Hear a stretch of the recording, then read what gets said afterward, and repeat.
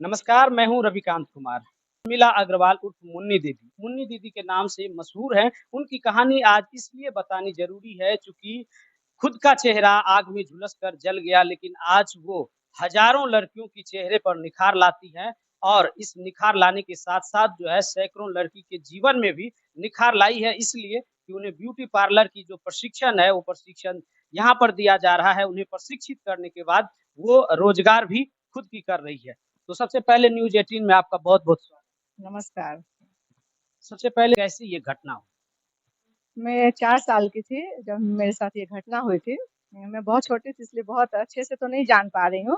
लेकिन मैं सोई हुई थी, छोटी थी बहुत और कैसे लालटेन गिर गया चेहरे पे और चेहरा पूरी तरह जल गया।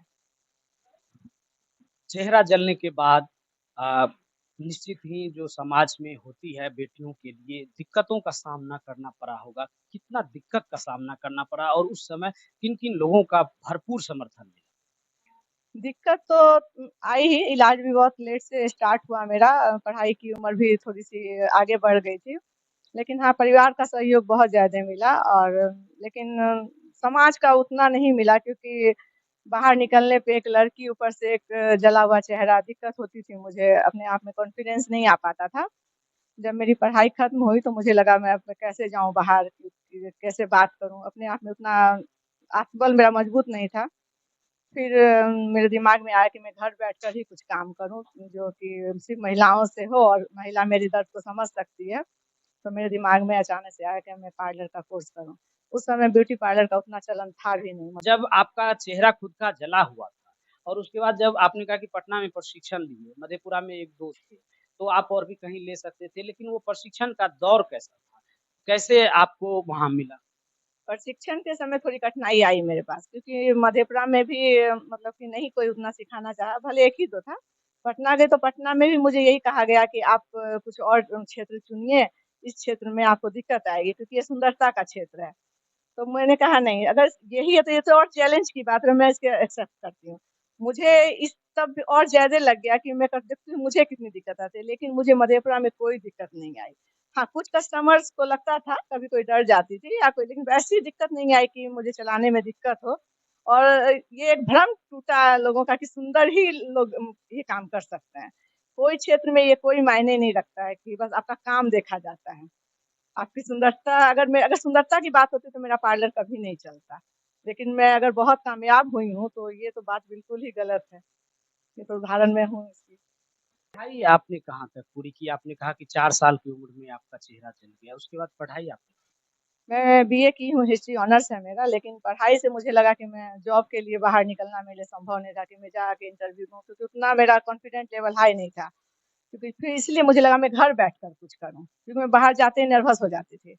जब घर में मैं काम करने लगी, मुझे पैसे आने लगे, लोग का सहयोग मिलने लगा, तो मेरा कॉन्फिडेंस भी बढ़ने लगा।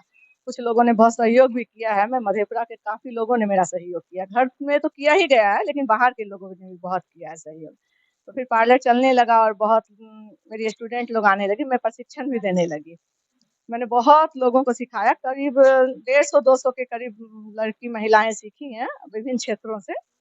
मधेपुरा के ग्रामीण क्षेत्रों से भी बहुत आई हैं और वो लोग अपने पैरों पे खड़ी भी है, बहुत जगह पार्लर भी खोली हैं वो लोग। तो अच्छा लगता है कि खुद भी कमा रही हूँ और मेरे थ्रू और भी लोग सब कमा रहे हैं। अच्छा। क्या नाम हुआ? रश्मि वर्मा। कब से दीदी के साथ? 7-8 साल से। 7-8 साल का लंबा वक़्त है, कैसा अनुभव है दीदी? दीदी जैसी कई कोई नहीं और हो सकती है। दीदी का बहुत बड़ा दिल है, बहुत को सिखाई है, बहुत कुछ की है। हम सब के लिए बहुत बहुत अच्छी है। क्या कहेंगे दीदी के बारे में? हाँ, देखिए इनका नाम है उर्मिला अग्रवाल, जो सर्टिफिकेट पे तो है ही, लेकिन अगर मैं मधेपुरा में महिलाओं की बात करें या महिला पुरुषों की भी बात करें, तो ये सिर्फ मुन्नी दीदी हैं। मुन्नी दीदी वो शख्स हैं जिनको लोग दिल से चाहते हैं। और मुन्नी दीदी के बारे में क्या कहें, ब्यूटी पार्लर तो है ही इनका, सामाजिक कार्यों में भी आप इनको अग्रणी भूमिका में देखें। छोटी-छोटी सी कठिनाई आने के बाद बेटियाँ घर बैठ जाती हैं, तो ऐसे लोगों को क्या संदेश देना चाहिए? मुझे देख के ही लोग ये संदेश ले सकते हैं कि इतनी बड़ी घटना मेरे साथ हुई, लेकिन मैंने कभी हिम्मत नहीं हारी। जब मुझे लगा कि अब मुझे काम करना चाहिए, भले मैंने दूसरे क्षेत्र में नहीं किया, लेकिन कोई और क्षेत्र चुना और वो काम करके भी मैं आगे बढ़ी। अगर कुछ ऐसी घटनाएं किसी के साथ होती है, अगर वो लोग कोई काम नहीं कर सकती है दूसरा, तो कुछ ऐसा ही करे घर बैठ के भी, उससे भी आप बहुत लोगों को काम दे सकते हैं, आगे बढ़ सकते हैं। मेरा यही है कि महिलाएं कम से कम, बेटी जो भी अगर दिक्कत है तो वो लोग उससे ऊपर उठ के आगे बढ़ के काम करें, ये ना कि मन में सोच के कि मेरे साथ क्या हो गया। मेरे पास बहुत सारी ऐसी भी आती है जो विधवा हो गई है, किसी को पति ने छोड़ दिया, मैं उन लोगों को हर हाल में ज्यादा प्राथमिकता देती हूँ।